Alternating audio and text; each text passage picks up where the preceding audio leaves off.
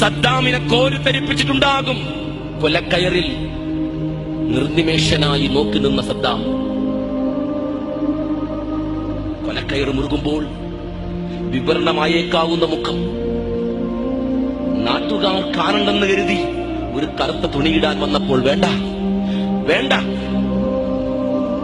എനിക്കത് വേണ്ട, ഞാനത് സ്വീകരിക്കുകയാണ്, നിർഭയനായി സ്വീകരിക്കുകയാണെന്ന് പറഞ്ഞ സദ്ദാം ലോകത്തെ ചെറുപ്പക്കാർക്ക് നൽകിയ ഒരു വലിയ സന്ദേശമുണ്ട്. ആ സന്ദേശം മുറുകെ പിടിക്കാൻ ഈ ദിനം നമ്മളോട് ആഹ്വാനം ചെയ്യും.